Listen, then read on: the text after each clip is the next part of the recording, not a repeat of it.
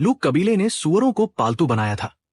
ये सभी पालतू सूअर उन्हीं के द्वारा उपलब्ध कराए गए थे और हानफोंग को अभी तक कोई अन्य नस्ल नहीं मिली थी, वरना हानफोंग इन सूअरों को इतनी बेशकीमती समझकर न रखता। भविष्य में इन्हें पूरे महान हान में बढ़ावा दिया जाना था। ऐसे में उन्हें इतनी आसानी से कैसे मारा जा सकता था? ऐसी स्थिति में वे केवल नए स्रोत तलाशने और खर्चों में कटौती करने का ही सहारा ले सकते थे। सबसे पहले बात आई खर्चों को घटाने की। आबादी बढ़ने के साथ स्वाभाविक रूप से खाने वाले मुंह भी बढ़ गए थे, इसलिए वे पहले की तरह मनमर्जी से खा पी नहीं सकते थे। उन्हें कम खर्च में जीना और कम खाना सीखना ही था। पहले जब आबादी बहुत ज्यादा नहीं थी, तब लियोंग कमांडर दिन में 3 बार भोजन कर सकता था, जिसमें कम से कम 2 बार सफेद चावल होते थे। शायद यही कारण था कि इतने सारे लालची लोग यहां खिंचे चले आए थे। लेकिन अब ऐसा नहीं चल सकता था। उन्हें खर्चों में भारी कटौती करनी थी ताकि ये मुफ्तखोर इतनी मौज से न खा सके। तो क्यों न इसे दिन में 2 कटोरी पतली कांजी में बदल दिया जाए। इसके अलावा नए स्रोत भी तलाशने थे। अगर अनाज कम पड़ता तो वे इसकी भरपाई दूसरे खाद्य पदार्थों से कर सकते थे। लियोंग कमांडर सचमुच भेड़ों का राजा कहलाने के लायक था। वहां वास्तव में बहुत सारी भेड़ें थी और वे बहुत तेजी से वंश बढ़ाती थी। ये एक ऐसा जीव था जो 1 वर्ष की आयु में वयस्क हो जाता था और 1.5 वर्ष में बच्चे पैदा करने लगता था। ऐसे में उनके एक झुंड को न मारना सचमुच समझदारी नहीं होती, और उन्हें समय से पहले मारने से सर्दियों को पार करने के लिए अन्य मवेशियों के चारे की भी बचत हो जाती। तो चलिए पहले उनमें से आधी भेड़ें यानी 5000 को मार देते हैं। शुरुआत बूढ़ी, कमजोर, बीमार और अपंग भेड़ों से करते हैं। फिर जल्दी से उन्हें नमक लगाकर सुरक्षित कर लेते हैं और सर्दियों में मांस की दलिया बनाने के लिए रख देते हैं। जहां तक अन्य मवेशियों की बात थी, उन्हें इतने बड़े पैमाने पर नहीं मारा जा सकता था। इसलिए नए स्रोत तलाशने के लिए वे केवल मवेशियों पर ही निर्भर नहीं रह सकते थे। उन्हें कोई दूसरा रास्ता सोचना था। और इस मौसम में पानी के किनारे रहने वाले कबीले के लिए भंडारण करने के लिए सबसे उपयुक्त भोजन क्या हो सकता था? स्वाभाविक रूप से नदी की मछलियां। यह वह समय था जब समुद्री मछलियां बड़ी संख्या में प्रवास करती थी। हानफोंग ने कुछ दिन पहले ही देखा था कि मछलियां नदी में लौट आई थी, और हान्योंग शहर ने भी लोगों को मछली पकड़ने के काम में लगा दिया था। पकड़ी गई मछलियों की संख्या बहुत अधिक थी, जिसे गिना नहीं जा सकता था। हालांकि हानफोंग पिछले 3 वर्षों से इस पर नजर रख रहा था और उसने कुछ निष्कर्ष निकाले थे। वो ये कि ये मछली एक खारे पानी की मछली थी। पतझड़ में यह प्रजनन के लिए मीठे पानी में लौट आती थी। हालांकि अंडे देने के बाद इन मछलियों की वापस समुद्र में लौटने की कोई योजना नहीं होती थी।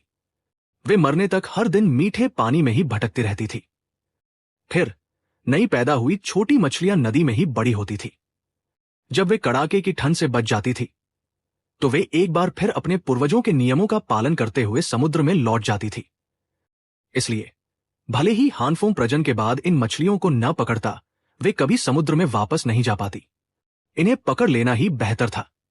वैसे भी ये मुफ्त का था। एक और बात यह थी कि हान्योंग शहर की नदी में मछलियां थी और हर दिन बहुत सारी मछलियां पकड़ी जा सकती थी। लियोंग कमांडर को स्वाभाविक रूप से इसका अनुसरण करना चाहिए था, लेकिन हानफोंग को मिली खबरों के अनुसार कुछ विसंगतियां थी। ऐसा नहीं था कि डू ने लियोंग कमांडर में मछली पकड़ने की कोशिश नहीं की थी, लेकिन वहां की स्थिति हान्योंग शहर जैसी नहीं थी। हान्योंग शहर की छोटी नदी सचमुच बहुत छोटी थी, जो 10 मीटर से अधिक चौड़ी और 5 या 6 मीटर से अधिक गहरी नहीं थी। यहां मछली पकड़ना आसान था। नदी वैसे भी छोटी थी और मछलियां बहुत सारी थी। वे भागकर कहां जाती? लेकिन लियोंग कमांडर की नदी 80 से 100 मीटर चौड़ी थी और उसकी गहराई का कोई ठिकाना नहीं था। मछलियां तो बहुत थी, लेकिन पानी का फैलाव बहुत बड़ा था।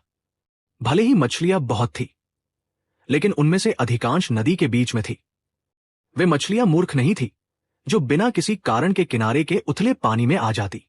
इससे उनके लिए मछली पकड़ना और भी कठिन हो गया था। क्या मछलियां पकड़ी जा सकती थी? बेशक, लेकिन वे बहुत कम थी। लियोंग कमांडर की वर्तमान मछली पकड़ने की क्षमता केवल शहर के निवासियों को स्वाद चखाने भर की थी। मछली को आरक्षित भोजन के रूप में उपयोग करना बहुत कठिन था।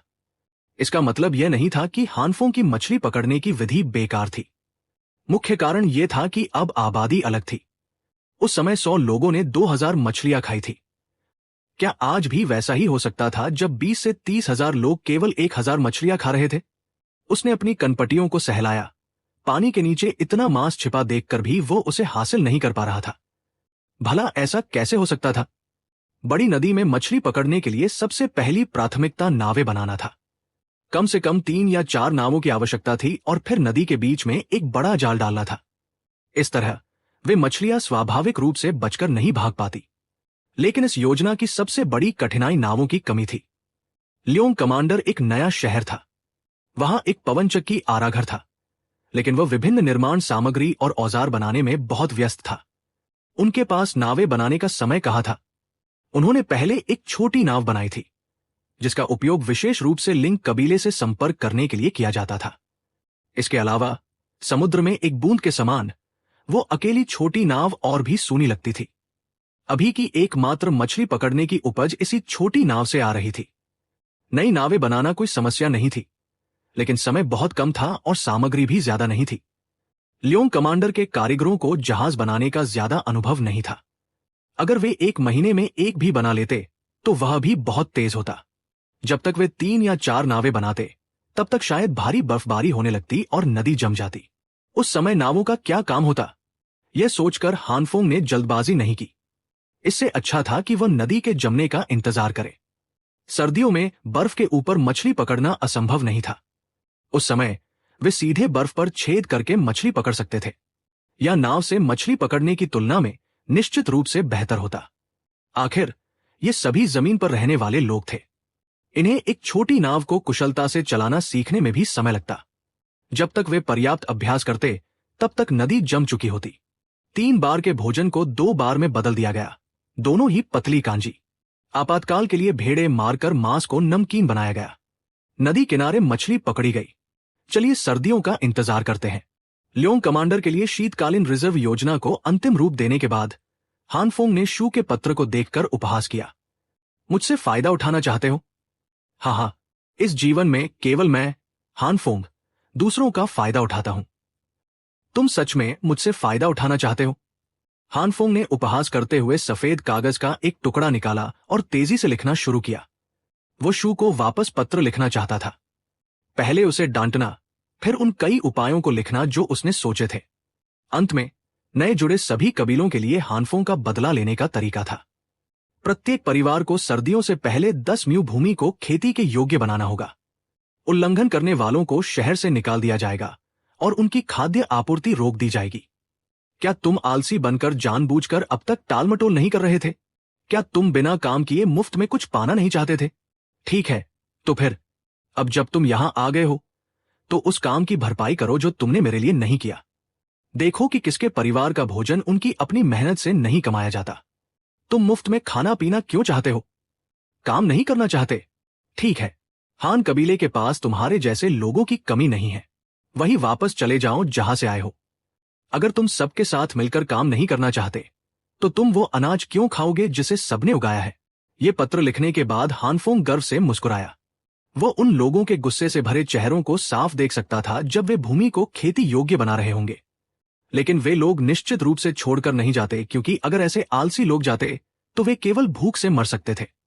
हान कबीले में रहने का रास्ता खोजकर ही उन्हें जीवित रहने की गारंटी मिल सकती थी। अब उनसे 10 म्यू भूमि को खेती योग्य बनाने के लिए कहना तो छोटी बात थी। 20 या 30 म्यू भी उनके लिए बहुत मुश्किल नहीं होता। हानफोंग ने एक ठंडी मुस्कान के साथ कहा, उन्हें यह निश्चित रूप से पसंद आएगा।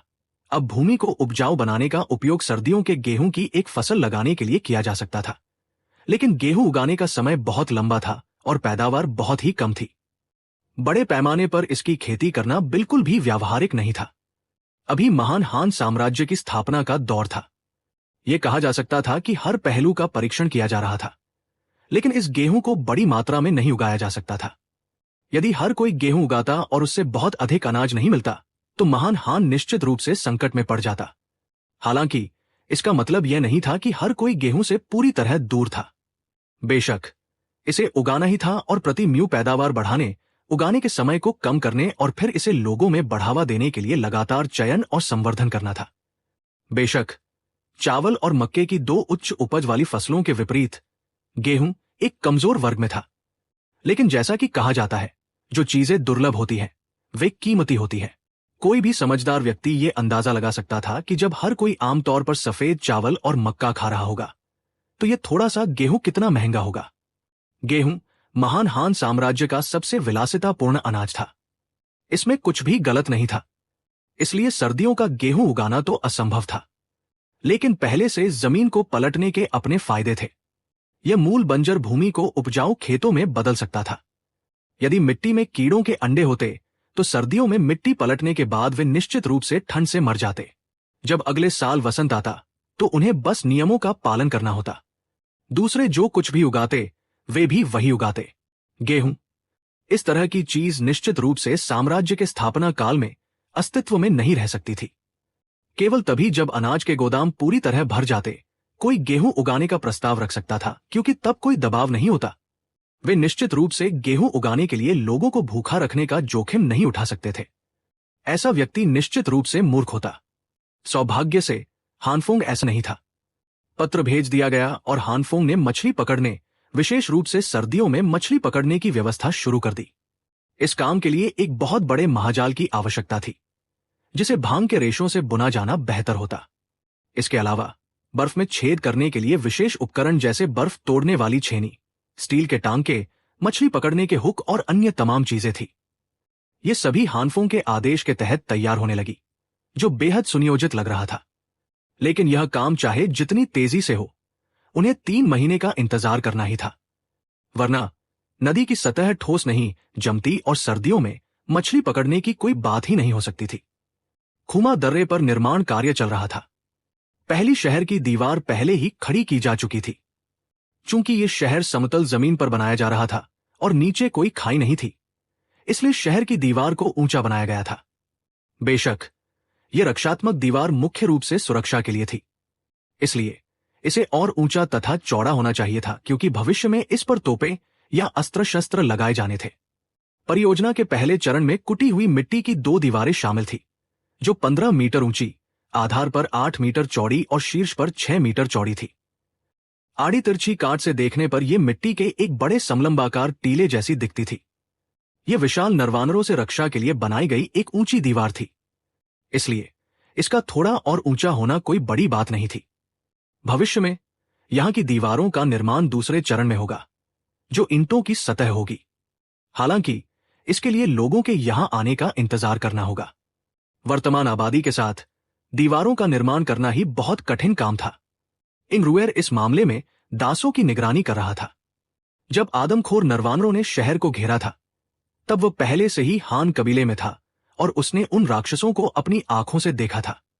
अब जब कबीले के मुखिया ने उसे यहां सुरक्षात्मक दीवारें बनाने के लिए कहा था, तो वह स्वाभाविक रूप से किसी भी अन्य व्यक्ति की तुलना में अधिक सतर्क था। आखिरकार उसने उन राक्षसों का आतंक देखा था। यहां कोई सुरक्षात्मक खाई नहीं थी और वे सुरक्षा के लिए केवल दीवारों पर निर्भर रह सकते थे, इसलिए उनके लिए दीवारों का ऊंचा और मजबूत होना ही बेहतर था। घाटी में दुआरे की टीम भी सुचारू रूप से आगे बढ़ रही थी।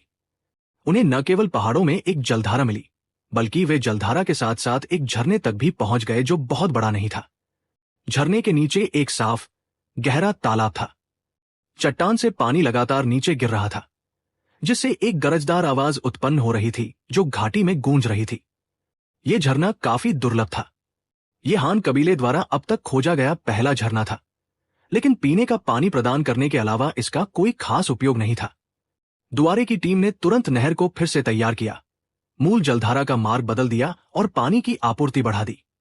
पूरी नहर घाटी के बीच तक जाती थी और अंत में एक तालाब में मिल जाती थी, जिससे शहर और काउंटी के लिए पीने का साफ पानी मिलता था और साफ पानी की एक बड़ी मात्रा का उपयोग सिंचाई के लिए भी किया जा सकता था। इसके अलावा झरने के तालाब और नहर के मिलन बिंदु पर पानी की आपूर्ति को नियंत्रित करने के लिए एक फाटक बनाया गया था, ताकि निचली घाटी के जलाशय में पानी की आपूर्ति को नियंत्रित किया जा सके। इसलिए निचली घाटी में बाढ़ आने की कोई चिंता नहीं थी। पहाड़ की तलहटी में इस जलाशय के होने से भविष्य में यहां के गांवों और कस्बों के विस्तार की संभावना भी बढ़ गई थी।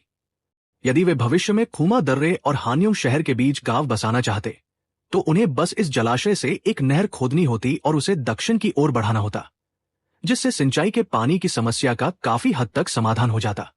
भूमि सुधार परियोजना, जिसकी जिम्मेदारी शू पर थी, वह भी चल रही थी।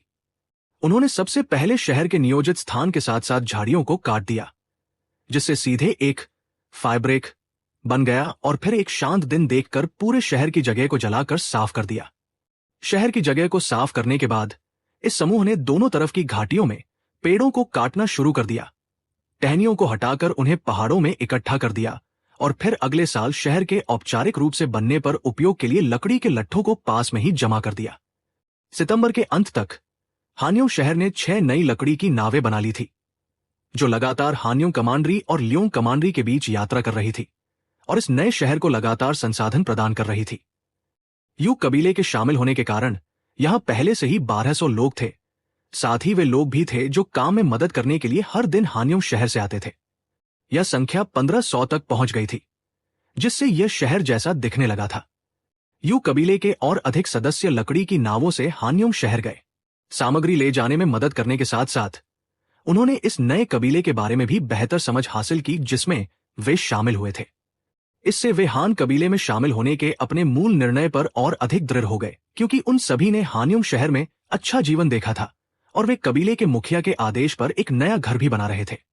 उन्होंने जो देखा वह एक दिन उनके अपने हाथों से सच होने वाला था। इसके अलावा वे मूल यू कबीले से बदलकर अब हान कबीले के यू कुल बन गए थे। महान मुखिया ने उन्हें एक उपनाम दिया था और उसके बाद से वे हान कबीले के अन्य सदस्यों से अलग नहीं थे और हान कबीले में शामिल होने के लाभ लगभग तुरंत ही दिखाई देने लगे थे। जिन सामग्रियों के बारे में पहले कहा गया था कि वे श्रम के बदले दी जाएंगी, वे अब नए शहर में पहुंचा दी गई थी। चीनी मिट्टी के बर्तन, बाल्टियां, लोहे के कड़ाहे, लोहे के औजार, खेती के औजार और कपड़े से लदी नावें लगातार लियोंग कमांडरी के किनारे पहुंच रही थी, जिससे नए कबीले का हर सदस्य बेहद खुश था। चाहे वो हाल ही में आया हाई माउंटेन कबीला हो या मूल यू कबीला, लगभग हर कोई खुशी से झूम रहा था। इन सुंदर बर्तनों को थामे हुए और गर्म ऊनी कपड़े पहने हुए था। वे हान कबीले के नागरिक होने पर गर्व भी महसूस करने लगे थे, क्योंकि ये सब बेहतरीन चीजें थी जो अन्य कबीलों को नहीं मिल सकती थी। लियोंग कमांडरी में तैनात शू को हानफोंग के निर्देश मिले और उसने भी नियमों के अनुसार काम करना शुरू कर दिया। उसने शरण लेने आए जंगली लोगों की एक बड़ी संख्या को बंजर भूमि को उपजाऊ बनाने का आदेश दिया, हर परिवार को काम सौंप दिया और फिर जमीन को मापने और परिवार दर परिवार उसका सत्यापन करने के लिए विशेष कर्मचारियों को नियुक्त किया। हालांकि शरण लेने आए ये चालाक लोग बेहद अनिच्छुक थे, लेकिन उनके पास आदेश मानने के अलावा कोई चारा नहीं था, वरना उन्हें शहर से बाहर निकाल दिया जाता। कुछ ऐसे कबीले भी थे जो अभी अभी यहां पहुंचे थे और उन्होंने औपचारिक रूप से शामिल होने का अनुरोध नहीं किया था। इस स्थिति के बारे में जानने के बाद वे केवल मजबूरी में शरण मांगते रहे, क्योंकि सर्दियों में केवल 1 महीना बचा था। वे प्रवास के रास्ते में पहले ही बहुत समय बर्बाद कर चुके थे और उनके पास सर्दियों के लिए भंडार इकट्ठा करने का समय नहीं था। अब मुड़कर जाना जंगलों और पहाड़ों में भूख से मरने जैसा होता। इससे बेहतर था कि वे ईमानदारी से यहां कुछ एकड़ जमीन को उपजाऊ बनाएं और एक पारिवारिक पंजीकरण का कोटा मांग लें। और लियोंग कमांडरी के पुराने लोग भी इन नए आने वालों को हे दृष्टि से देखते थे। आखिरकार इन्हीं लोगों के आने के कारण उनके दिन के 3 बार के भोजन को घटाकर 2 वक्त की पतली कांजी कर दिया गया था और उनका पेट पहले की तरह नहीं भरता था। ये लोग स्वाभाविक रूप से खुश नहीं थे, इसलिए भले ही हानफोंग ने नए लोगों को जमीन सुधारने का काम न दिया होता, फिर भी मुफ्त में खाना बांटने वाले इन लोगों का स्वागत नहीं किया जाता। यदि आप कबीले में योगदान नहीं करते हैं तो आप हमारे द्वारा उगाए गए अनाज को खाने का साहस कैसे कर सकते हैं? लियोंग कमांडर की आबादी तेजी से बढ़ रही थी। कोई नहीं जानता था कि वे सब कहां से आए थे, बस इतना पता था कि वे दक्षिण से आए थे। लेकिन अगर आप उनसे उनका सटीक स्थान बताने को कहते तो कोई भी इसे स्पष्ट रूप से नहीं समझा पाता। भले ही वे समझा पाते, हान कबीले में कोई भी उसे नहीं जानता होता। बंजर भूमि को उपजाऊ बनाने के बाद नए लोग फिलहाल शानदार ईंटों के घरों में नहीं रह सकते थे। शू केवल एक और शहर बसा सकता था और फिर जल्दी से मिट्टी के झोपड़े बना सकता था। फिलहाल वे केवल काम चला सकते थे, क्योंकि सर्दियां जल्द ही आने वाली थी और ईंटों के घर बनाने में बहुत देर हो चुकी थी। इसलिए वे केवल मिट्टी के घरों का ही उपयोग कर सकते थे। ये मिट्टी के घर बहुत साधारण थे, लेकिन ईंटों के घरों के अधिकांश लाभ यहां भी उपलब्ध थे। सबसे महत्वपूर्ण बात यह थी कि ये मिट्टी के घर आग से नहीं डरते थे और वे हीटिंग के लिए काम जला सकते थे। नए शहर के निर्माण की रिपोर्ट भी हानफोंग को भेजी गई, जिसमें नए शहर को नाम देने का अनुरोध किया गया था। हानफोंग ने कुछ देर सोचा। पहले के 2 शहर टाउनशिप स्तर के थे, एक लेंस टाउनशिप और एक शांतेन टाउनशिप। इसलिए इस बार इसे फिंगी टाउनशिप कहा जाएगा। आमतौर पर इन टाउनशिप को वास्तव में कार्यशालाएं कहा जाना चाहिए, क्योंकि हानफोंग लियोंग कमांडर में एक छोटी राजधानी स्थापित करना चाहता था जिसे वर्तमान राजधानी के रूप में उपयोग किया जा सके। आखिरकार लियोंग कमांडर का मैदान छोटा नहीं था। वहां हजारों एकड़ समतल जमीन थी जो कई लोगों का भरण पोषण करने के लिए पर्याप्त थी। भविष्य में यहां की आबादी विकसित होने के बाद यह निश्चित रूप से राजधानी के समकक्ष एक बड़ी कमांडरी होगी, और यह बड़ी नदी के करीब थी, इसलिए पानी या जमीन के रास्ते सामग्री का परिवहन करना बहुत सुविधाजनक था। हालांकि विकास की वर्तमान गति के अनुसार लियोंग कमांडर अभी आत्मनिर्भर भी नहीं हो सकता था। राजधानी के बारे में बात करना बिल्कुल बेमानी था। यहां तक कि सर्दियों के भोजन की व्यवस्था भी हानफोंग यानी खुद मुखिया को ही करनी थी। खैर, शहर के निर्माण के लिए डू के आवेदन के साथ साथ नामकरण और संबंधित मामलों को मंजूरी देने के बाद हानफोंग भी अपने कामों में व्यस्त हो गया। सांग कबीले के लोगों ने पहले ही बड़ी संख्या में जंगली टसर रेशम के कीड़ों के कोकून इकट्ठे कर लिए थे, लेकिन वे अभी भी प्रसंस्करण की विधि के बारे में कुछ नहीं जानते थे। क्या इन कोकूनों को सफलतापूर्वक कपड़े में बदला जा सकता था? यह अभी भी हानफोंग पर निर्भर था। कताई कार्यशाला के एक कोने में एक नई कताई मशीन चुपचाप रखी हुई थी। इसे पहली पीढ़ी की मशीन से संशोधित किया गया था, लेकिन अब यह पूरी तरह से पहचान में नहीं आ रही थी और यह देखना असंभव था कि यह मूल मशीन जैसी कहां से दिखती थी। रीलिंग मशीन पर एक विशेष आयताकार लोहे का बर्तन रखा गया था और नीचे की भट्टी में कोयला जलाया गया था। इस तरह जलने के बाद तापमान अधिक रहता था और मूल रूप से कोई धुआं नहीं होता था, इसलिए साधारण परिवार भी इसे वहन कर सकते थे। जहां तक लोहे के बर्तन का सवाल था, यदि आप इसे वहन नहीं कर सकते थे तो आप इसे मिट्टी के बर्तन से बदल सकते थे। यह कोई बड़ी बात नहीं थी। आखिरकार यह सिर्फ एक गर्म करने का उपकरण था। लोहे का बर्तन हॉटपॉट की तरह था जिसे अंदर के विभाजन द्वारा 4 भागों में बांटा गया था। अधिकांश लोग इसे समझ नहीं पा रहे थे। हानफोंग मूल रूप से उन्हें यह समझाना चाहता था, लेकिन फिर उसने सोचा और ऐसा न करने का फैसला किया। शायद वे इसे बताने पर भी नहीं समझ पाते। यह सब इस बात पर निर्भर करता था कि यह काम करता है या नहीं। यदि यह वास्तव में काम करता तो वे स्वाभाविक रूप से समझ जाते। किसी ने कोकूनों को गर्म पानी में डाला, फिर उन्हें चॉपस्टिक से हिलाया। याद रखें, आप प्रत्येक खांचे में केवल 8 कोकून ही डाल सकते हैं। चलिए शुरू करते हैं। हानफोंग एक तरफ खड़ा हो गया और हान कबीले के पहले रेशम रीलिंग कार्य का निर्देश देने लगा। संचालक सांग शियो कबीले की नेता और दुभाषिया थे जिसे वो पहले अपने साथ लाई थी। उन दोनों ने एक महीन बेंत की टोकरी निकाली, फिर उसमें से कोकून गिने और उन्हें लोहे के बर्तन में डाल दिया। प्रत्येक पानी के खांचे में 8 कोकून, न कम न ज्यादा। कुछ दिन पहले सांग शियो और अन्य लोगों ने हानफोंग से यह भी पूछा था कि उन्हें एक धागे के रूप में 8 रेशम के धागों का ही उपयोग क्यों करना है, 5 या 6 क्यों नहीं? सच कहूं तो हानफोंग खुद भी नहीं जानता था। यह वही था जो उसके पिछले जीवन के स्कूल में रेशम के कीड़े पालना पसंद करने वाले शिक्षक ने उसे बताया था। लेकिन अब वो क्या कह सकता था? वो खुद भी बहुत असमंजस में था।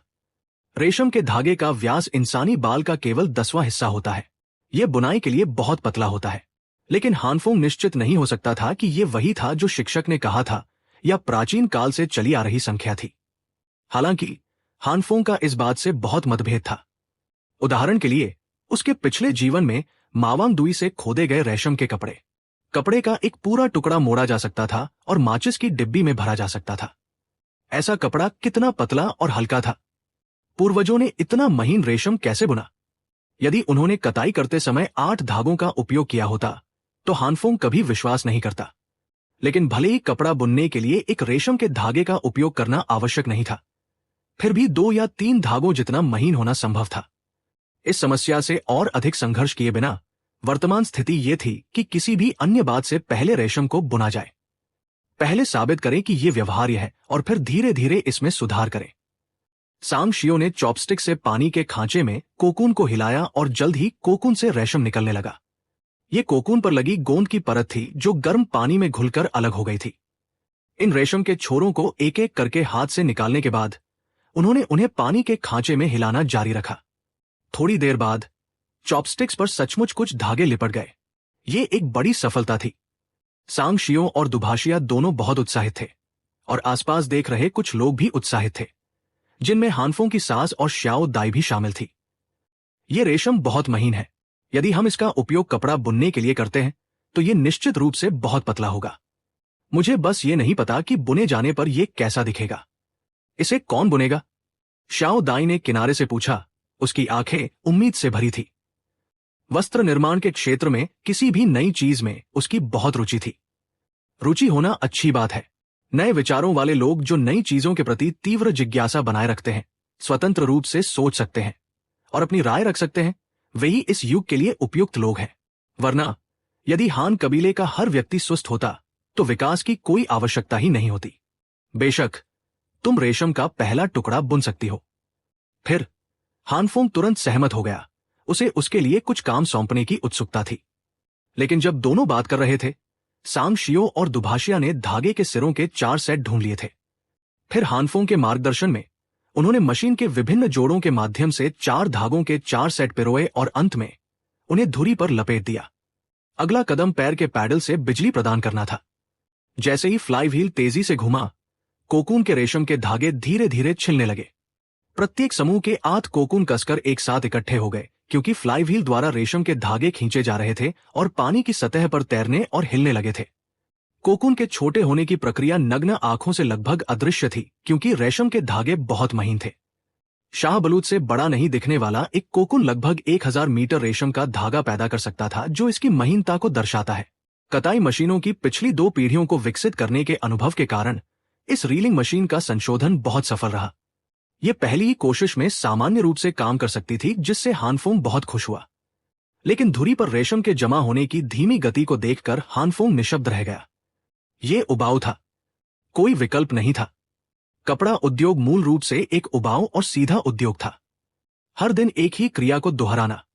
बेशक मुख्य कारण यह था कि पैटर्न बहुत कम थे। अभी केवल एक ही बुनाई तकनीक थी। सादी बुनाई और रंगाई केवल एक ही रंग में की जा सकती थी। कोई रंग मिलान या छपाई नहीं थी। इसलिए यह बहुत उबाऊ लग रहा था, क्योंकि खेलने के लिए बहुत कम तरकीबें थी।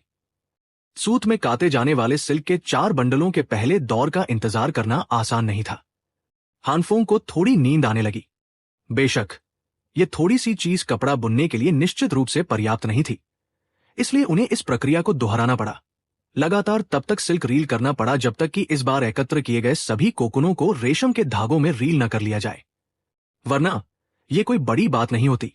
हानफोंग एक व्यस्त व्यक्ति था। उसके पास यहां लगातार देखते रहने का समय नहीं था। इतने सारे कोकून और केवल इस एक मशीन के साथ, जब तक वे सब समाप्त होते तब तक शायद बर्फबारी होने लगती। इसलिए वो मुड़ा और चला गया। इस समय के साथ वो अपना खुद का सिक्का ढालने वाला स्टील स्टैंप मोल्ड तराशना जारी रख सकता था। वापस कक्षा में दोपहर की पहली घंटी स्वाध्यायन की थी। लेकिन अब स्वाध्यायन की सभी कक्षाएं हानफोंग द्वारा अक्षरों को तराशने के लिए व्यवस्थित की गई थी। वो खुद भी शिक्षक की मेज पर बैठा था। आवर्धक लेंस की मदद से सिक्के के पैटर्न को चित्रित कर रहा था और फिर उसे तराश रहा था। लेकिन हानफोंग को यह उम्मीद नहीं थी कि वह अभी थोड़ी ही देर बैठा था कि बाची, जिसे हानफोंग ने तराशने के सभी कार्यों का प्रभारी नियुक्त किया था, उसे रिपोर्ट करने आया। मुखिया, हमारे मिट्टी के चलअक्षर, पहले फॉन्ट आकार के सभी सामान्य रूप से उपयोग किए जाने वाले अक्षरों को तराश लिया गया है। वे सभी 8 मिलीमीटर चौकोर हैं। क्या हमें पहले एक बैच को पकाना चाहिए? मिट्टी के चलअक्षरों के पहले बैच को तराश लिया गया था, जिससे हानफोंग बहुत खुश हुआ। लगभग 5 या 6000 सामान्य रूप से उपयोग किए जाने वाले अक्षर थे और प्रत्येक अक्षर को 10 से अधिक बार तराशने की आवश्यकता थी, जिसमें सबसे अधिक संख्या दर्जनों में थी। ये सब मिलकर हजारों अक्षरों तक पहुंच गया था। अक्षरों के पहले सेट को तराशने में 300 लोगों के पूरे स्कूल को मिलकर कई महीनों तक काम करना पड़ा। हालांकि ये केवल एक आकार था और अपेक्षाकृत छोटा था, लेकिन ये 8 मिलीमीटर चौकोर फॉन्ट आधुनिक पुस्तक मुद्रण की तुलना में काफी बड़ा था। इसका क्षेत्रफल नियमित सिगरेट के आड़े हिस्से के लगभग बराबर था। चूंकि अधिकांश सिगरेटों का व्यास 8 मिलीमीटर होता है, उन्हें पकाओ। बिल्कुल, हम उन्हें पकाएंगे। छपाई के प्रभाव का परीक्षण करने के लिए पहले एक बैच को पकाओ। यदि ये अच्छा नहीं है तो हम अन्य सामग्रियों पर स्विच करेंगे। लेकिन अन्य सामग्रियों की बात करें तो मुझे एक ऐसा विचार आया है जो हमेशा के लिए एक समाधान हो सकता है। हानफोंग ने तुरंत निर्णय लिया। मुखिया, हमेशा के लिए समाधान से आपका क्या मतलब है? बाची ने हैरान होकर पूछा।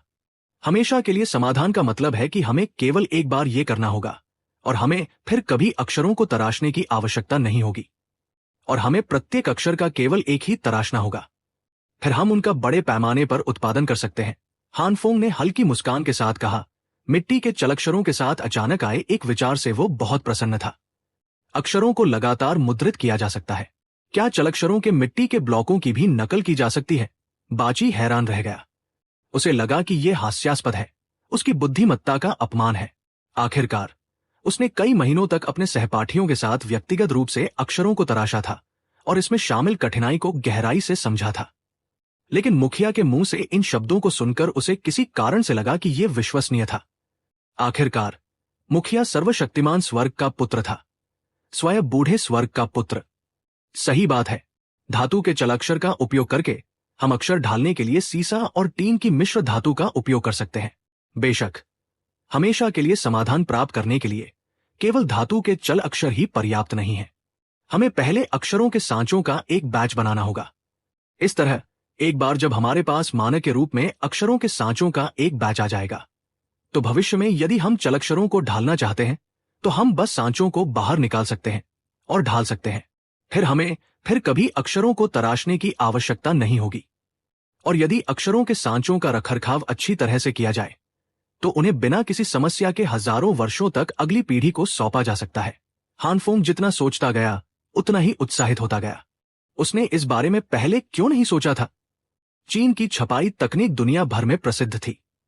शुरुआती लकड़ी के ब्लॉक प्रिंटिंग से लेकर बाद में लकड़ी, मिट्टी, तांबे, टीन और शीशे से बने चलक्षरों तक उनके पास लगभग सब कुछ था। लेकिन इसे कभी भी बड़े पैमाने पर बढ़ावा नहीं दिया गया था। इसके कुछ कारण थे, लेकिन वे कारण हानफोंग के लिए कोई समस्या नहीं थे। पूर्वजों ने हजारों वर्षों तक एक कठिन रास्ता अपनाया था और उसे सबसे सही तरीका बताया था। उसके पास उन्हीं गलतियों को दोहराने का कोई कारण नहीं था। शुरुआती लकड़ी के ब्लॉक प्रिंटिंग में बहुत अधिक श्रम लगता था, जिसके कारण चल अक्षर मुद्रण का विकास हुआ। लेकिन चलक्षरों की सामग्री लगातार विकसित हो रही थी, फिर भी इसे कभी बड़े पैमाने पर बढ़ावा नहीं दिया गया। इसके बजाय लकड़ी के ब्लॉक प्रिंटिंग तकनीक हजारों वर्षों तक चलती रही। यह सब इसलिए हुआ क्योंकि पूर्वजों ने बहुत सारे गलत रास्ते चुने थे। शुरुआती लकड़ी के चलक्षर, क्योंकि स्याही सोखने के बाद लकड़ी आसानी से सूज जाती थी और विकृत हो जाती थी, उनकी उपयोगिता दर बहुत कम थी। उपयोग की एक छोटी अवधि के बाद अक्षरों को फिर से तराशना पड़ता था।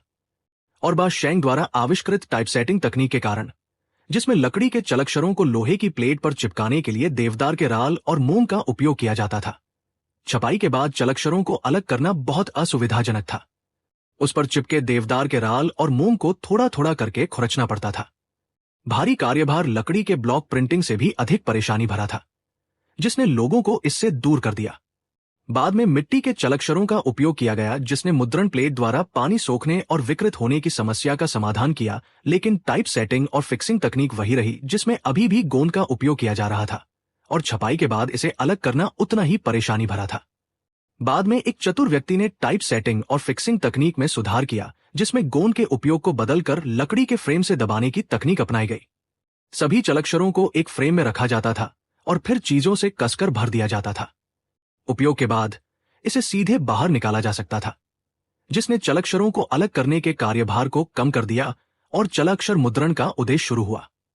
लेकिन लकड़ी और मिट्टी के चलक्षरों में अभी भी बड़ी कमियां थी। वे टिकाऊ नहीं थे, वे थोड़े समय के उपयोग के बाद बर्बाद हो जाते थे और उन्हें सहेजना आसान नहीं था। इसलिए किसी को धातु के चलक्षरों को ढालने का विचार आया, जिससे चलक्षरों की कार्य अवधि बढ़ाने की उम्मीद थी। लेकिन धातु के चलक्षरों पर जाने के बाद नई समस्याएं पैदा हुई। सबसे पहले कीमत थी। शुरुआती तांबे के चलक्षर बहुत महंगे थे। आखिरकार तांबा प्राचीन काल का सिक्का था। चलक्षरों को ढालने के लिए पैसे का उपयोग करना कुछ ऐसा था जिसे पूरे देश की शक्ति वाले सम्राट ही वहन कर सकते थे। साधारण लोगों में ये वित्तीय ताकत किसके पास थी? बाद में कीमत कम करने के लिए टीन के अक्षर सामने आए। लेकिन टीन और तांबे दोनों में धातु के चलक्षरों की एक समान विशेषता थी। मुद्रण का प्रभाव अच्छा नहीं था। प्राचीन काल में उपयोग की जाने वाली छपाई की स्याही पूरी तरह से पानी पर आधारित स्याही थी। सीधे शब्दों में कहें तो ये पानी और स्याही की छड़ियों को घोलकर बनाई गई पानी आधारित स्याही थी। लेकिन पानी धातु की सतह पर स्वतः ही पानी की छोटी बूंदों में संघनित हो जाता था, जिससे धातु के चलक्षरों पर स्याही को समान रूप से सोखना असंभव हो जाता था। इसलिए धातु के चलक्षर को कभी भी बड़े पैमाने पर बढ़ावा नहीं दिया गया। यह मुख्य रूप से धातु के सतही तनाव की समस्या से संबंधित था। बाद में सीसे के चलक्षर कुछ ऐसे थे जो यूरोप में मुद्रण तकनीक फैलने के बाद विदेशों से वापस लाए गए थे। जहां तक इस बात का सवाल था कि पश्चिम में धातु के चलक्षरों का इतना व्यापक रूप से उपयोग क्यों किया गया, तो इसका एक कारण यह था कि उनका लेखन पूरी तरह से अक्षर थे, बस कुछ दर्जन अक्षर ही आगे पीछे घूमते थे। इसलिए अक्षरों को खोजने का काम बहुत आसान और कुशल था। दूसरा कारण यह था कि यूरोपीय लोगों द्वारा उपयोग की जाने वाली स्याही तैलाधारित स्याही थी, जो धातु की सतह पर आसानी से और समान रूप से अवशोषित हो सकती थी। दोनों पक्षों के लाभों के एकीकरण से पश्चिमी धातु चलक्षर मुद्रण तकनीक को सफलता मिली, लेकिन उपरोक्त समस्याओं में से कोई भी समस्या हानफोंग के लिए समस्या नहीं थी। सबसे पहले हानफोंग द्वारा निर्धारित मुद्रा तांबा और चांदी थी, जबकि चलक्षर सीसे और टीन से बने थे। इसने टाइप ढालने के लिए पैसे का उपयोग करने की घटना से परहेज किया और लागत बहुत कम हो गई। इसके अलावा टीन और सीसे के पिघलने के बिंदु केवल 2 या 300 डिग्री थे, इसलिए गलाने और ढालने की लागत बहुत कम हो गई। आखिरकार यह तांबे और लोहे की तरह नहीं था, जिनके पिघलने का बिंदु 1000 डिग्री से अधिक था। आप लकड़ी के कोयले की आवश्यकता के बिना भी जलाऊ लकड़ी के साथ लोहे के बर्तन में टीन और सीसे को पिघला सकते थे। लागत कितनी कम थी। इसके अलावा हानफोंग धातु चलक्षर मुद्रण के लिए सही स्याही को पहले से ही जानता था, जो कि तैलाधारित स्याही थी, और वर्तमान हान कबीले के लिए तैलाधारित स्याही प्रचुर मात्रा में थी, जिसमें सुअर की चर्बी, बीफ की चर्बी और मटन की चर्बी जैसे पशु वसा का उल्लेख करने की आवश्यकता नहीं थी।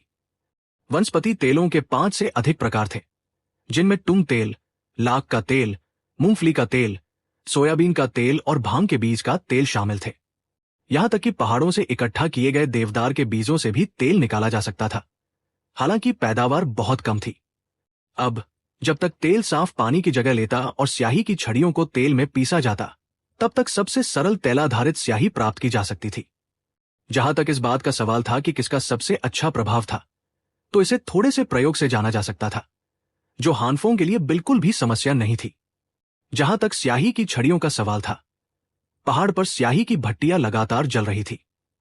एक स्याही भट्टी का उत्पादन अब पूरे हान कबीले का समर्थन करने के लिए पर्याप्त था। आखिरकार पूरे हान कबीले में अभी हजारों लोगों में से 2000 से अधिक लोग लिखना नहीं जानते थे, और 500 से भी कम लोग कई हजार अक्षर लिख सकते थे। इतने कम साक्षर लोगों के साथ वे कितनी स्याही का उपयोग कर सकते थे। अंत में वो हमेशा के लिए चलने वाला तरीका था जिसका हानफोंग ने उल्लेख किया था, जो कि अक्षरों के सांचों का एक सेट बनाना और फिर उन्हें बैचों में ढालना था। आखिरकार साहित्य को बढ़ावा दिए जाने के बाद 80 से 100 वर्षों के बाद हान कबीले की एक नई संस्कृति निश्चित रूप से पैदा होगी। उस समय किताबें छापना और अन्य काम केवल सरकार द्वारा ही नहीं किया जा सकता था। वहां निश्चित रूप से निजी मुद्रण गृह होंगे, लेकिन तब वे कैसे छपाई करेंगे? अपने खुद के चलक्षर बनाना बहुत समय लेने वाला था, और इसमें जनशक्ति तथा भौतिक संसाधनों की बर्बादी होती थी।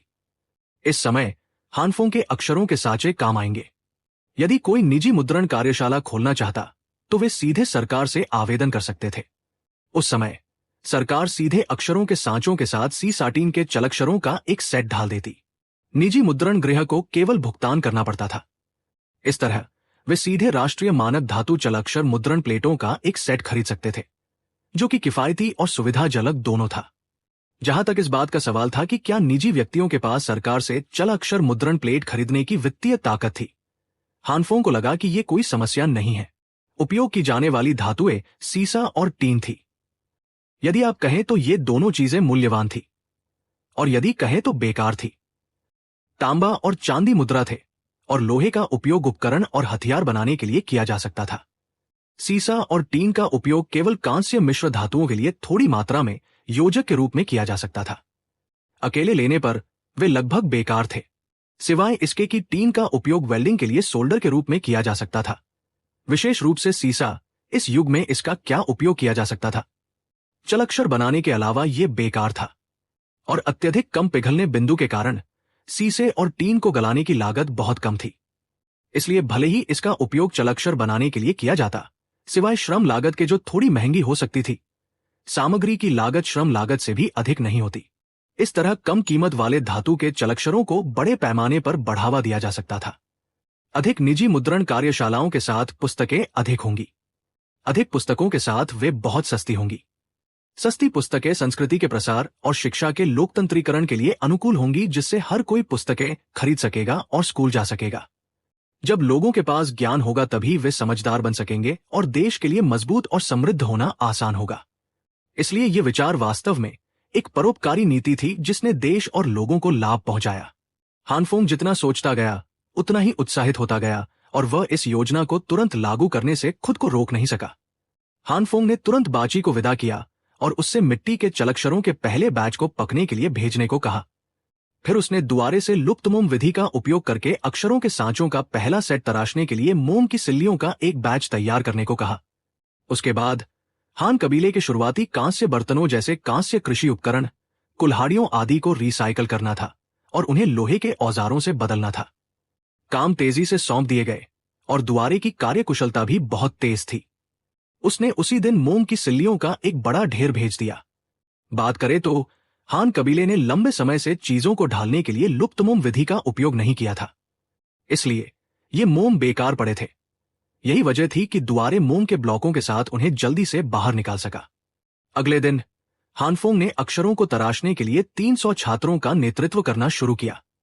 इस बार वे अक्षरों के साँचे तराश रहे थे, इसलिए ये पिछले मिट्टी के चलक्षरों से पूरी तरह अलग था। अक्षरों के साँचे क्या थे? वे मॉडल थे। इन चीजों के बनने के बाद इनका बार बार उपयोग किया जा सकता था, इसलिए प्रत्येक अक्षर का केवल एक ही सांचा आवश्यक था। उसी दिन हानफोंग ने पेंसिल से कागज पर एक ग्रिड बनाया, फिर ब्रश से 10,000 अक्षर लिखे और उनमें से कोई भी दोहराया नहीं गया था। यह भी ध्यान देने योग्य था कि इस बार वे सीधे अक्षरों को तराश रहे थे, जिसका अर्थ है कि अक्षर सीधे थे और छपे हुए अक्षर उल्टे होंगे, क्योंकि ये मुख्य रूप से साँचे ढालने के लिए था, छपाई के लिए नहीं। मिट्टी के चलक्षरों के पिछले सेट में, क्योंकि वे छपाई के लिए थे, प्रत्येक अक्षर के कम से कम 10 सांचों की आवश्यकता थी और कुछ के तो दर्जनों साँचे थे। कई हजार सामान्य रूप से उपयोग किए जाने वाले अक्षरों ने उनके कार्यभार को 10 गुना से अधिक बढ़ा दिया था। इसके अलावा छात्र अभी भी लिखना नहीं जानते थे और उनके तराशने के कौशल भी अपरिचित थे, इसलिए तरक्की बहुत धीमी थी। लेकिन यह समय अलग था। हानफोंग ने 300 छात्रों में से प्रत्येक को 35 अक्षर दिए, जो कुल 10,000 से अधिक अक्षर थे और प्रत्येक अक्षर अलग था। उसने उन्हें 2 कक्षाओं में उन्हें तराशने का काम पूरा करने के लिए कहा, जो 2 घंटे से अधिक का समय था। चूंकि उन सभी को पहले मिट्टी के चलक्षरों को तराशने का बहुत अनुभव था, इसलिए उनके कौशल कुशल थे। इसके अलावा मोम की सिल्ली सामग्री भी अपेक्षाकृत नरम थी, जिससे तराशना बहुत सुविधाजनक हो गया। और इस बार वे सीधे अक्षरों को तराश रहे थे, जिससे उनका काम और भी आसान हो गया। कुछ तेज हाथ वाले छात्रों ने तो आधे घंटे में ही काम पूरा कर लिया, जिससे हानफोंग बहुत खुश हुआ। यह केवल एक दिन में अक्षरों के सांचों का एक सेट पूरा करने के बराबर था। प्रगति अद्भुत थी। अगले दिन हानफोंग ने दुआरे से इन मोम की सिल्लियों को ले जाने के लिए कहा। फिर सफेद रिफ्रैक्टरी चीनी मिट्टी और मिट्टी को मिलाकर एक गाढ़ा और आसानी से बहने वाला पेस्ट बनाया और फिर इन मोम की सिल्लियों को उसमें डाल दिया। उनके सूखने के बाद उसने पिघले हुए मोम के तरल को बाहर निकालने के लिए उन्हें गर्म किया। फिर जमे हुए मोम के ब्लॉकों को दूसरे फॉन्ट आकार की सिल्लियों में काटा और उन्हें फिर से हानफोंग और दूसरों के पास भेज दिया। हानफोंग ने नई मोम की सिल्लियां पाकर इस दिन 10,000 से अधिक अक्षरों को तराशने के लिए 300 छात्रों को संगठित किया। बस उसका आकार कल के आकार से अलग था। दुआरे जिसे साँचे मिले थे वो भी खाली नहीं बैठा था। उसने उसी दिन सीसा अयस्क को गलाना शुरू किया और सीसे की सिल्लियों का पहला बैच ढाला। तीसरे दिन साँचे पूरी तरह सूख जाने के बाद इस व्यक्ति ने हानफोंग के निर्देशानुसार भट्टी में पिछले कांस्य कृषि उपकरणों को पिघलाया, फिर कांस्य और सीसे के एक के अनुपात के अनुसार एक मिश्र धातु का निर्माण किया, जिससे मिश्र धातु का पिघलने का बिंदु सीधे लगभग 600 डिग्री तक कम हो गया। फिर उसने इन सीसा कांस्य मिश्र धातुओं का उपयोग अक्षरों के साँचे ढालने के लिए किया, जो उसी दिन पूरा हो गया।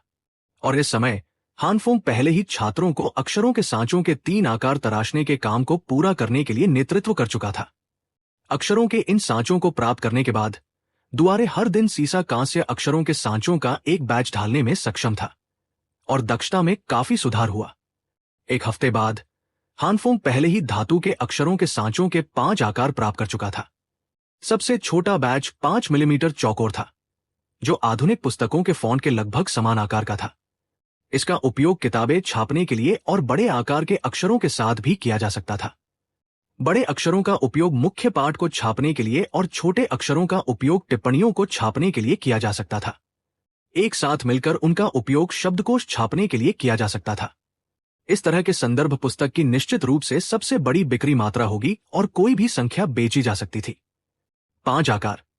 राष्ट्रीय मानक आकार 1, 5 मिलीमीटर लंबा और चौड़ा। राष्ट्रीय मानक आकार 2, 8 मिलीमीटर। आकार 3, 1 सेंटीमीटर। आकार 4, 1.5 सेंटीमीटर। आकार 5, 2 सेंटीमीटर। शब्दकोशों की टिप्पणियों से लेकर नोटिस छापने तक ये 5 आकार मूल रूप से सभी आवश्यकताओं के अनुकूल हो सकते थे। बेशक ये सबसे महत्वपूर्ण बात नहीं थी, क्योंकि ये अक्षरों के साँचे सीधे अक्षर थे और इनका उपयोग छपाई के लिए नहीं किया जा सकता था। इसलिए उन्हें उल्टे अक्षरों को ढालने के लिए अक्षरों के इन सांचों का उपयोग करना पड़ा। यही वास्तविक उद्देश्य था। सबसे पहले एक लकड़ी का बक्सा बनाएं, फिर रिफ्रैक्टरी मिट्टी को मिलाकर नरम गारा बनाएं और उसे बक्से में रख दें। जिस भी अक्षर को ढालने की आवश्यकता हो, उससे संबंधित अक्षर का सांचा निकालें। फिर अक्षर को मुंह के बल नीचे की ओर मिट्टी में दबाएं। इस तरह एक उल्टा अक्षर सांचा बन जाता है। यदि आप एक ही अक्षर के दर्जन भर सांचे ढालना चाहते हैं, तो उसी अक्षर के सांचे को कुछ और बार दबाएं। अंत में इस छिद्रों से भरे सांचे को सीसाटीन मिश्र धातु से भर दें और एक ही बार में दर्जन भर समान उल्टे अक्षर निकल आएंगे। यही मुद्रण के लिए उपयोग किए जाने वाले अंतिम धातु के चल अक्षर है। इस तरह हानफोंग और 300 छात्रों ने केवल एक सप्ताह में हजारों वर्षों का काम पूरा कर लिया। कांस्य मिश्र धातु के अक्षरों के इन सांचों के साथ उन्हें भविष्य में कभी भी अक्षरों को तराशने की आवश्यकता नहीं होगी।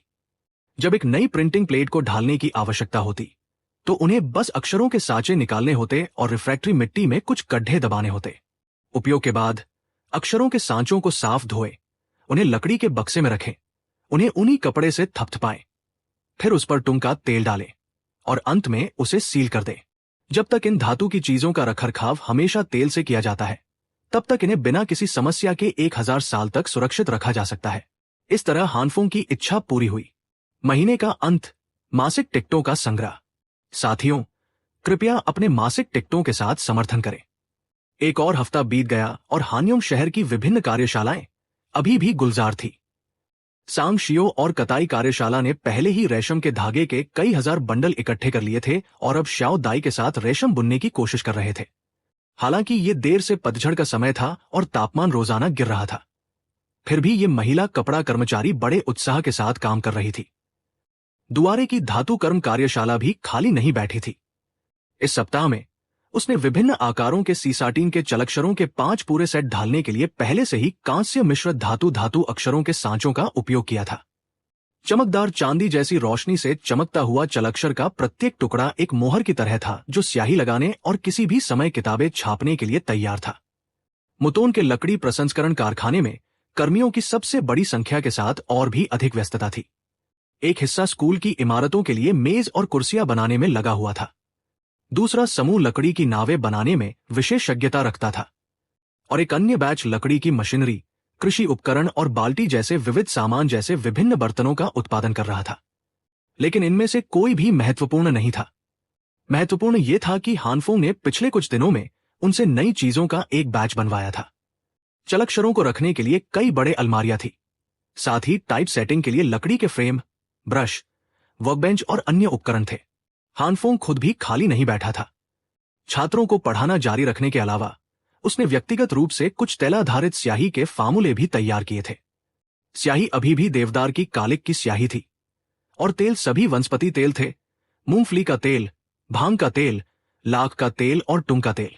हानफोंग ने इन चारों का परीक्षण किया था और अंत में सबसे अच्छी तैलाधारित स्याही बनाने के लिए विभिन्न अनुपातों में कई तेलों को मिलाया था। प्रयोगात्मक विश्लेषण के माध्यम से टुंग का तेल, जो कि एक प्रकार का प्राकृतिक वार्निश था, मुद्रण के लिए बहुत उपयुक्त नहीं था, क्योंकि टुंग के तेल का कागज वाटरप्रूफ होता था, इसलिए छपे हुए अक्षर भी वाटरप्रूफ हो जाते थे।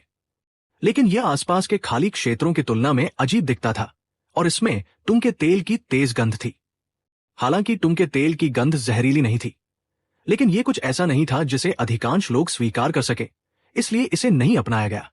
फिर मूंगफली का तेल था, जिसका अच्छा प्रभाव था, लेकिन स्याही अपेक्षाकृत धीमी गति से सूखती थी। भांग के तेल और लाख के तेल की भी अपनी विशेषताएं थी। कुछ तुलना के बाद हानफोंग ने 30% भांग के बीज के तेल, 60% लाख घास के बीज के तेल और 5% तुंग के तेल का उपयोग करके एक मिश्रित स्याही बनाई। मिलाने के बाद इसे देवदार की कालिक की स्याही के साथ समान रूप से पीसा गया। इस मिश्रित स्याही से छपे अक्षर, क्योंकि उनमें भांग के बीज का तेल था, धुंधले नहीं होते थे। छपे हुए अक्षर कागज पर आसानी से नहीं खेलते थे, इसलिए अक्षर स्पष्ट थे। इसके अलावा क्योंकि इसमें बड़ी मात्रा में लाख घास के बीज का तेल था, स्याही में मजबूत आसंजन था और इसे कागज की सतह पर लगाना आसान था। इसे बिना कई बार रगड़े एक ही बार में लगाया जा सकता था। जब तक कागज को प्रिंटिंग प्लेट पर बिछाया जाता, तब तक ब्रश के एक ही बार फेरने से स्याही आसानी से लग सकती थी, जिससे दोबारा काम करने से बचा जा सकता था और खराब उत्पादों की दर कम हो जाती थी। अंत में क्योंकि तुंग के तेल की थोड़ी मात्रा मिलाई गई थी, स्याही जल्दी सूख सकती थी।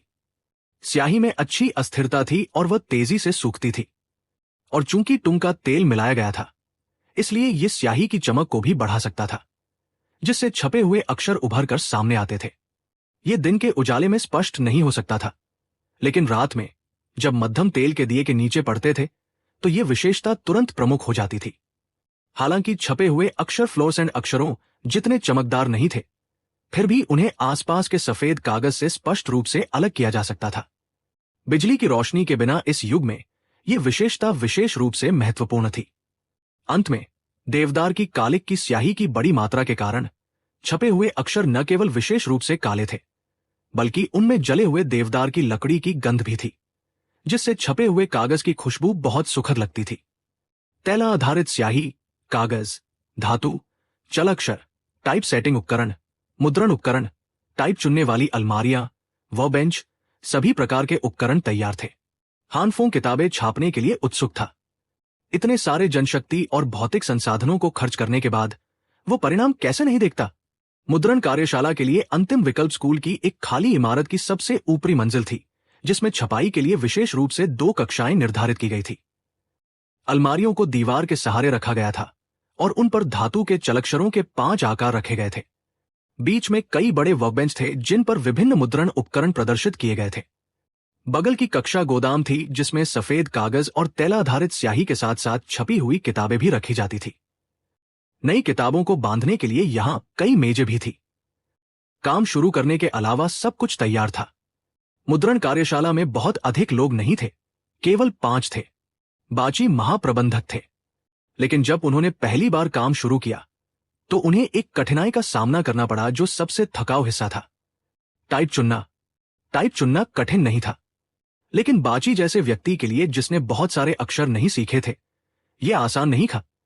चीनी अक्षरों के समुद्र में एक एक करके आवश्यक अक्षरों को खोजने की बात तो दूर की थी। हानफोंग एक ऐसा व्यक्ति था जिसने आधुनिक शिक्षा प्राप्त की थी। उसने पिनियन और मूल शब्द सीखे थे, लेकिन बाची ने नहीं सीखे थे। इसलिए वर्तमान में केवल हानफोंग ही अक्षरों को चुन सकता था। यह चलअक्षर मुद्रण का सबसे बड़ा गड्ढा था, क्योंकि अक्षरों को चुनने का काम केवल वे लोग ही कर सकते थे जो पढ़ सकते थे। वास्तव में अक्षरों को चुनना एक इनपुट विधि के समान था। हानफोंग ने सबसे पहले सबसे परिचित पिनियन अक्षर चयन विधि का उपयोग किया, जिसमें पिनियन के अनुसार सभी चलअक्षरों को व्यवस्थित किया गया और फिर अलमारियों पर पिनियन कागज की छोटी पट्टियां चिपका दी गई। उसने अपने हाथ में एक ट्रे पकड़ी, जिस पर पांडुलिपि का एक पन्ना था, और फिर एक एक करके अक्षरों को खोजने लगा। पहले संबंधित प्रारंभिक अक्षर खोजना, फिर अंतिम अक्षर। इसे खोजना आसान था, लेकिन पुस्तक के 2 पन्नों को खोजने के बाद हानफोंग रो पड़ा। वो अकेला था जो पिनियन जानता था। यदि उसे पूरी किताब टाइप सेट करनी पड़ती तो कितना समय लगता। बाद में हानफोंग ने मूल शब्दों और रेखाओं के अनुसार अक्षरों की खोज करते हुए वो भी इनपुट विधि का प्रयास किया। उसे लगा कि यह और भी परेशानी भरा था। मुख्य बात यह थी कि चाहे वो पिनियन हो या मूल शब्द, केवल वही उन्हें जानता था। हानफोंग के बिना वे अभी भी कुछ नहीं कर सकते थे, लेकिन अगर उसने उन्हें पिनियन सिखाया तो कौन जानता था कि वे इसे कब सीखेंगे। अंत में हानफोंग एक मूर्खतापूर्ण तरीके के साथ आया जो विशेष रूप से वर्तमान स्थिति से निपट सकता था, जो कि सभी चलक्षरों के लिए एक सूची संकलित करना था। 10,000 से अधिक चलक्षरों को मूल शब्दों के अनुसार एक छोटी पुस्तिका में लिखा गया था। ये एक शब्दकोश के समान था, सिवाय इसके कि प्रत्येक अक्षर के बाद जो लिखा था वो अक्षर की टिप्पणी नहीं थी, बल्कि अक्षर का स्थान था कि वो किस कैबिनेट, किस शेल्फ, किस डिब्बे में है। इस तरह हानफोंग को केवल इस सूची में अक्षर का स्थान खोजना होता था और फिर किसी को उस कैबिनेट से लाने के लिए कहना होता था। इससे अक्षरों को चुनने की दक्षता में काफी वृद्धि हुई। हानफोंग और बाची वर्कबेंच के पीछे बैठ गए, पांडुलिपि को पकड़कर सूची के पन्ने पलटने लगे। स्थान मिलने के बाद वे किसी को बुलाते, तुम cabinet number X, shelf Y, डिब्बे Z पर जाओ और कौन सा अक्षर लाओ। ये सुनने के बाद अक्षर चुनने वाला सीधे उस स्थान पर जाता, चलक्षर लाता और जांच करता कि वह सही है या नहीं। यदि कोई समस्या नहीं होती तो वे अगले अक्षर पर आगे बढ़ जाते। जब किताब का एक पन्ना इकट्ठा हो जाता तो उसे हानफोंग के पास भेजा जाता, जो उसकी दोबारा जांच करता। बिना किसी समस्या के 2 बार जांच करने के बाद उसे टाइप सेटिंग के लिए दूसरी मेज पर भेजा जाता। धातु के चलक्षरों को पुस्तक के पन्ने के प्रारूप के अनुसार व्यवस्थित किया जाता और खाली स्थानों को लकड़ी के छोटे ब्लॉकों से भरकर स्थिर किया जाता। ये कदम पूरा होने के बाद टाइप सेट करने वाला तीसरी बार पांडुलिपि के साथ उसकी जांच करता। यदि कोई समस्या नहीं होती तो उसे मुद्रण मेज पर भेजा जाता। मुद्रण मेज को प्लेट मिलने के बाद चौथी बार उसकी जांच की जानी थी। सबसे पहले उन्होंने गलतियों की जांच की, फिर उन्होंने जांच की कि क्या टाइप सेटिंग ने अक्षरों को सही ढंग से रखा है ताकि कोई भी अक्षर अंत में आड़ा या उल्टा न दिखाई दे। चौथी जांच पूरी होने के बाद वे स्याही लगा सकते थे और प्रिंट कर सकते थे। इस प्रक्रिया के अनुसार काम करने से दक्षता में वास्तव में सुधार हुआ। ये एक व्यक्ति द्वारा अकेले अक्षरों को चुनने की तुलना में बहुत तेज था और मूल रूप से कोई त्रुटि नहीं थी, जिससे मुद्रण त्रुटियों की संभावना न्यूनतम हो गई। चूंकि बाची प्रभारी व्यक्ति था, हानफोंग ने उसे अक्षरों को चुनने के सबसे महत्वपूर्ण हिस्से में रखा, जिससे उसे अपने साथ सूची के पन्ने पलटना सीखने का मौका मिला। यह सूची पूरी तरह से चीनी अक्षरों में लिखी गई थी और छांटने की विधि मूल शब्दों के अनुसार थी। चूंकि हानफोंग ने उन्हें मूल शब्दों के अनुसार अक्षर लिखना सिखाया था, इसलिए इस सूची को पढ़ने में कोई बाधा नहीं थी। अब बाची द्वारा हानफोंग के साथ पुस्तक के 10 से अधिक पन्नों को चुनने के बाद हानफोंग ने बागडोर छोड़नी शुरू कर दी और बाची को खुद अक्षरों को ढूंढते हुए देखने के लिए एक तरफ बैठ गया।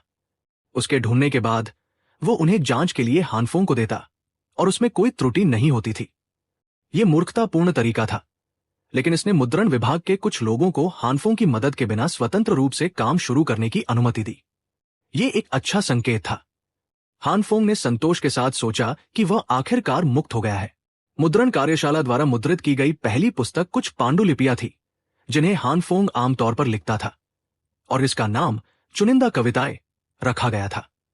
प्रत्येक पन्ने पर एक कविता थी जिसे हानफोंग ने कॉपी किया था, फिर उसमें थोड़ा सुधार किया था, संक्षेप में लिखा था और एक किताब बनाने के लिए एक साथ रखा था।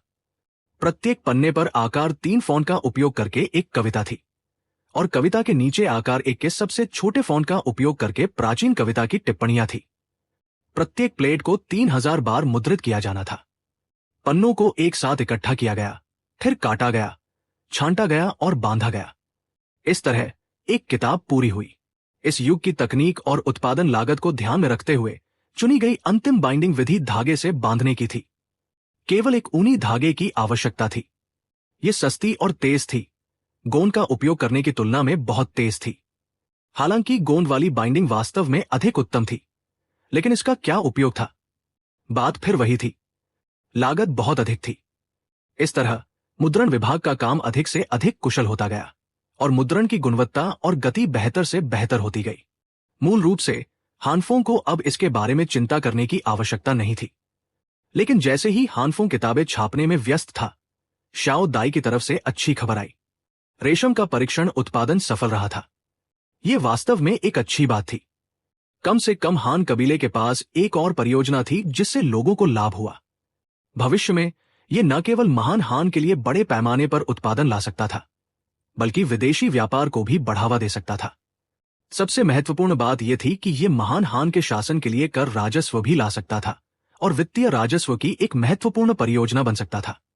हानफोंग को रेशम की बुनाई देखने के लिए आमंत्रित किया गया था। थोड़ी देर देखने के बाद वह दंग रह गया।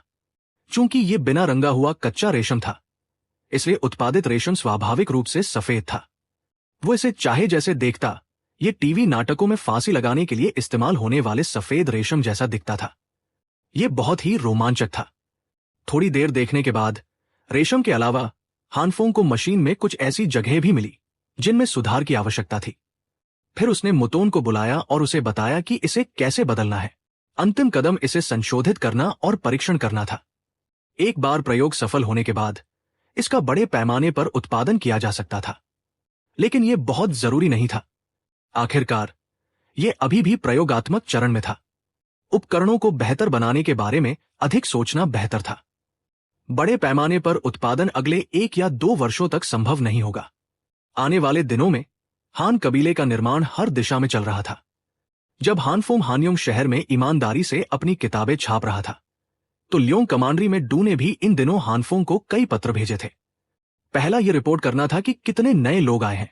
दूसरा यह था कि इन नए लोगों ने कितने एकड़ जमीन को खेती योग्य बनाया है। और आखिरी पत्र ल्योंग कमांडर में 100 एकड़ मक्के की रिपोर्ट करना था, जिसमें कहा गया था कि मक्का बेहद अच्छा बढ़ रहा था। अनाज कहा था, इस बात का उल्लेख न करते हुए भी केवल बड़ी पत्तियां और लंबे तने मवेशियों को खिलाने के लिए एकदम सही थे। अनजाने में समय अक्टूबर के मध्य में आ गया। मौसम ठंडा और ठंडा होता जा रहा था और केवल दोपहर में ही गर्मी होती थी। ल्योंग कमांडर में मक्का काटा जाने वाला था, लेकिन मक्का अब बहुत अच्छी तरह से नहीं बढ़ रहा था।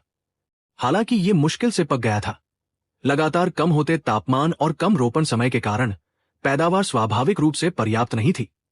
बम्पर पैदावार की बात तो दूर की थी, यह शायद प्रति म्यू सामान्य पैदावार तक भी नहीं पहुंच सकती थी, लेकिन इससे कोई फर्क नहीं पड़ता था। इस मौसम का अनाज वैसे भी जल्दबाजी में उगाया गया था। जमीन को खाली छोड़ने से बेहतर था कि अधिक अनाज काटा जाए। इसी समय दक्षिण पश्चिम तट पर 1 दर्जन लोग कठिनाई से चल रहे थे। वे खुरदरी जानवरों की खाल में लिपटे हुए थे, जो ऐसा लग रहा था कि लापरवाही से निकाली गई थी, शायद बिना पकाए ही। वे एक्सियन कबीले के व्यापारिक कारवा थे। वो व्यापारिक कारवा जिसने कभी पूरे चरागाह पर राज किया था, अनगिनत चरवाहों के लिए समुद्री नमक लाया था। वो व्यापारिक कारवा जिसने समुद्र में छिपे हुए स्वर्गीय मार्ग को पार किया था, बांस द्वीप पर अनगिनत मवेशी लाया था। वो व्यापारिक कारवा जो अनगिनत अनाज के बीज लाया था और उसने हान कबीले से एक गाड़ी खरीदने की व्यर्थ कोशिश की थी। वो व्यापारिक कारवा जिसे व्यापार करने से मना कर दिया गया था और भारी घुड़सवार सेना से विनाशकारी झटका लगा था। वो व्यापारिक कारवा जिसका वापस जाते समय हिमभेड़िया कबीले द्वारा पीछा किया गया और उन्हें मार दिया गया। वो व्यापारिक कारवा जो इतना भूखा था कि उनकी आंखें चकरा रही थी और अंत में उन्हें अपने घोड़ों को खाना पड़ा। घर जाने के लिए 1000 मील पैदल चलना पड़ा। वे भिखारियों की तरह लग रहे थे। अरे नहीं, भिखारी उनसे अधिक अमीर थे। इन दर्जन भर लोगों की आंखें बेजान थी और वे पागलपन की कगार पर थे। 2 बार पीछा किए जाने और लूटे जाने तथा चरागाह पर भेड़ियों से घिर जाने का अनुभव करने के बाद वापस जाते समय 20 या 30 लोगों की टीम लगातार छोटी होती जा रही थी। हर कोई टूटने की कगार पर था, लेकिन घर जाने का जुनून अभी भी उन्हें सहारा दे रहा था। आखिरकार उन्होंने समुद्र के किनारे खड़ी बांस की इमारत देखी और हर कोई रो पड़ा। बुजुर्ग शांग एक साधारण स्ट्रेचर पर लेटे हुए थे, जो पहले से ही अचेत अवस्था में थे। वो वैसे भी युवा नहीं थे और लगातार झटकों के बाद वो आखिरकार टूट गए। लोगों का एक समूह बांस की इमारत में दाखिल हुआ और वहां जमा की गई सामग्री को देखा। वहां सूखा मांस, मक्का और खाना पकाने के लिए मिट्टी का बर्तन था। बांस की इमारत में पहुंचना घर के दरवाजे पर खड़े होने जैसा था, लेकिन यह अभी भी महीने का मध्य था और समुद्र में चट्टानी पुल अभी तक बाहर नहीं आया था, वरना वे तुरंत घर जा सकते थे। लेकिन वर्तमान स्थिति में वे केवल अक्टूबर के अंत तक यहां इंतजार कर सकते थे, जब दोनों महीने मिलते थे। लहरें पीछे हटती थी और स्वर्गीय मार्ग उभरता था। लेकिन यह भी अच्छा था, वे पहले से ही थके हुए थे और यहां बहुत सारी सामग्री थी। आधे महीने तक यहां आराम करना बेहतर था। 2 दिन बाद अचेत पड़े बुजुर्ग शांग को उनके दल के सदस्यों द्वारा 2 दिनों तक गर्म सूप पिलाए जाने के बाद आखिरकार होश आ गया। लानत है हान कबीले पर, उन्होंने हमें क्यों लूटा? वे हमें नमक क्यों नहीं बेचने देते? हम तो बस एक गाड़ी खरीदना चाहते थे। इसमें क्या गलत है? उन्होंने हमें क्यों मारा? ओह, दुखी बुजुर्ग शांग ने अपना पुराना चेहरा ढक लिया और फूट फूट कर रोने लगे। बुजुर्ग, मुझे कुछ कहना है, लेकिन मैं नहीं जानता कि मुझे कहना चाहिए या नहीं, दल के नेता ने कहा, जो सौभाग्य से जीवित बच गया था। वो बुजुर्ग शांग की ओर देख रहा था। बुजुर्ग शांग ने दल के नेता को खाली निगाहों से देखा, उसे जो कहना था कहने का इशारा किया। यदि तुम नहीं कहोगे तो मुझे कैसे पता चलेगा? अहम, हमारे आगे का रास्ता गड्ढों और पत्थरों से भरा है, एक गाड़ी उस पर नहीं चल सकती। भले ही हम इसे खरीद लेते, हम इसे वापस नहीं ला पाते, दल के नेता ने लाचारी से कहा। बुजुर्ग शांग, गाड़ी खरीदना और उसे वापस न ला पाना एक समस्या थी, लेकिन बुजुर्ग शांग ने इसे इस तरह नहीं देखा। मुख्य कारण यह था कि उनका कभी भी बड़ी मात्रा में गाड़ियां खरीदने का इरादा नहीं था। वे बस वापस ले जाने और उसकी नकल करने के लिए एक नमूना प्राप्त करना चाहते थे। यदि वे पूरी गाड़ी वापस नहीं ला सकते थे, तो क्या वे इसे खोलकर घोड़ों पर लाद कर वापस नहीं ला सकते थे? लेकिन उन्होंने ऐसा नहीं कहा। जो लोग बुजुर्ग बन सकते थे वे मूर्ख नहीं थे। वास्तव में वापस जाते समय उन्होंने कई चीजें समझ ली थी। उदाहरण के लिए, भले ही उन्हें गाड़ी मिल जाती, वे शायद उसकी नकल नहीं कर पाते। क्यों? क्योंकि उनके पास लकड़ी को तराशने के लिए सही उपकरण नहीं थे। यह सिद्धांत वास्तव में सही था। वास्तव में इतिहास की संपूर्ण तकनीकी प्रगति दो मुख्य बिंदुओं के इर्द गिर्द घूमती थी, जो मनुष्य की दो आंखों जितनी ही महत्वपूर्ण थी। एक नया ऊर्जा स्रोत था और दूसरा अधिक उन्नत सामग्री। और एक्सियन कबीले के पास अब जिस चीज की कमी थी वह सामग्री थी। उनके पास लोहे के उपकरणों की कमी थी और उनके पास उपयुक्त कांस्य उपकरण भी नहीं थे। आखिरकार जब लोहे के उपकरण अपर्याप्त थे, तो कुछ उपकरण बनाने के लिए कठोर कांस्य का भी उपयोग किया जा सकता था।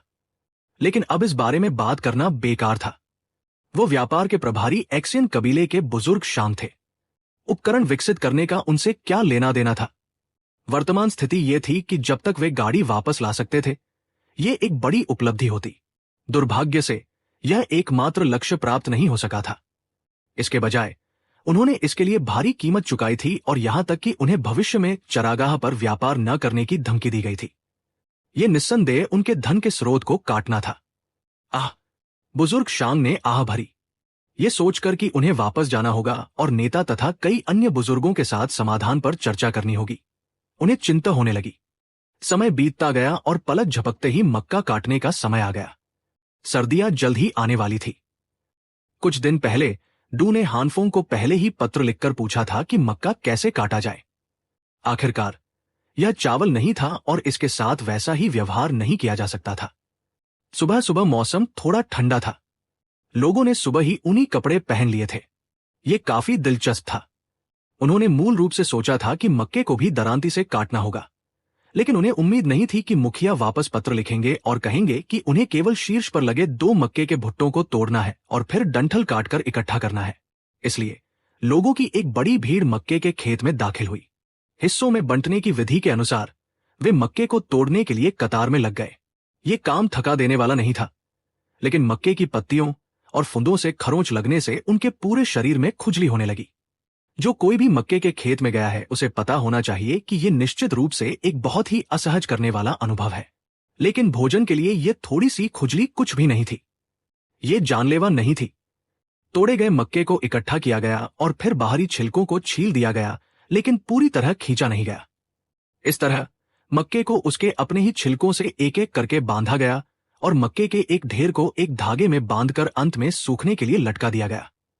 या फिर वे इसे पूरी तरह साफ छील सकते थे और फिर सूखने के लिए चटाई पर फैला सकते थे, लेकिन यह दोपहर में धूप होने पर ही किया जा सकता था। अगला कदम मक्के को सुखाना और फिर दाने निकालना था, लेकिन अभी तक कोई मशीनरी नहीं थी, इसलिए वे इसे केवल हाथ से ही रगड़ सकते थे।